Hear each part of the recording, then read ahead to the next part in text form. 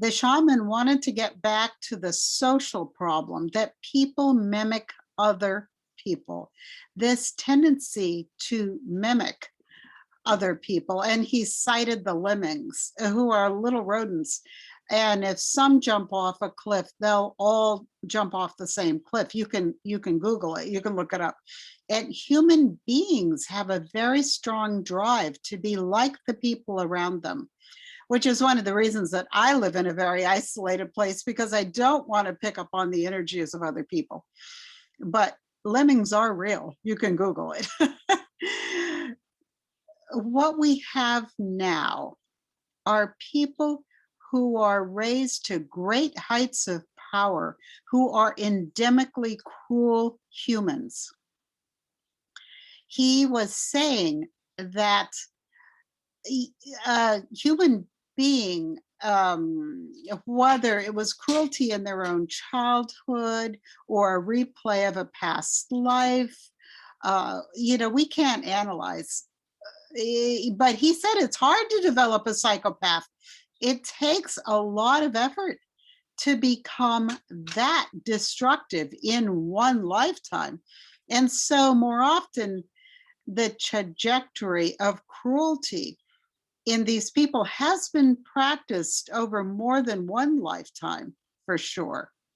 He says, we have a lot of people from the Third Reich back in the United States, people who remember what was done then and how to be that cruel.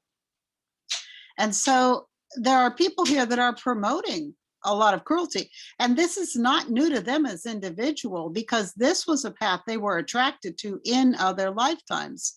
So we're seeing the rise of these incredibly cruel people as the pressures in our society become greater with the pandemic, climate change, racism, economic disparity. Of course, the cruel people have crawled out from under their rocks because the leadership in the recent past has promoted it.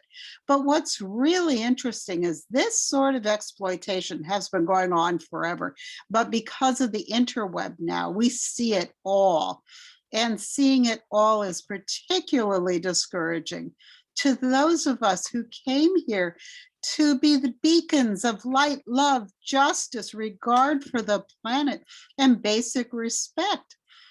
It is so discouraging for the people who take social responsibility and make choices to do the right things.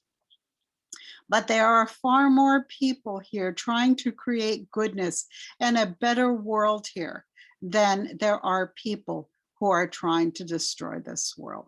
So thank you for coming. Oh, well, wait a minute. I just remembered one more thing. They were talking about how people flock together and keep beating the drum of the collective in a small group. As human beings, we feel flattered to be included in groups. We feel safe to be in a tribe, which is a very old instinct for survival. To feel a group identity is more comforting than our individual identity. And this is what society means. But there are two polarities to that. So many people can envision what an ideal would have been here on the planet.